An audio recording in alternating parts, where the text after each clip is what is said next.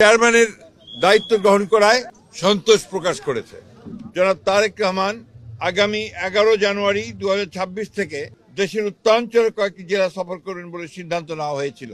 নির্বাচন কমিশনের অনুরোধে বাংলাদেশ জাতীয়তাবাদী দলের চেয়ারম্যানের এই সফর স্থগিত ঘোষণা করা হয়েছে। স্থায়ী কমিটি ইতিমধ্যেই আমাদের দলের গঠনতন্ত্র অনুযায়ী দলের ভারপ্রাপ্ত চেয়ারম্যান জনাব তারেক রহমান চেয়ারম্যানের দায়িত্ব গ্রহণ করায় সন্তোষ প্রকাশ করেছে আলহামদুলিল্লাহ এবং চেয়ারম্যান দল পরিচালনার ক্ষেত্রে যেন সফল হতে পারেন সেই জন্য সবাই দোয়া করেছে।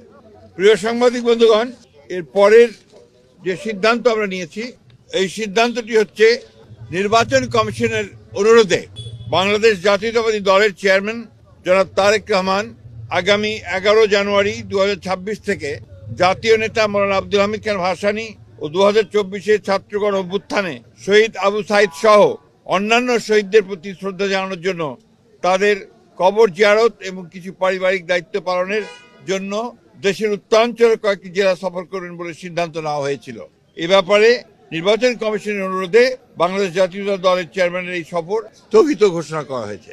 আপনারা ইতিমধ্যেই এই খবরটা সবাই জানেন, আপনারা সবাই খবরটা খুব ভালো করে জানেন যে দেশের যে নির্বাচন আগামী ফেব্রুয়ারি মাসের 12 থেকে অনুষ্ঠিত হতে যাচ্ছে, সেই নির্বাচনকে বিভিন্নভাবে প্রশ্নবিদ্ধ করার জন্য, বানচাল করার জন্য একটা মহল বিভিন্নভাবে চক্রান্ত করে। তারা ইতিমধ্যেই আপনি জানেন যে উসমান হাদিকে গুলি করে হত্যা করা হয়েছে।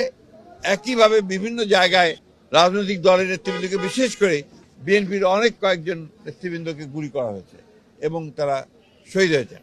এবং গত কয়েকদিন আগে উত্তরের সাবেক সদস্য সচিব মুসাব্বিরকে গুলি করে হত্যা করা হয়েছে।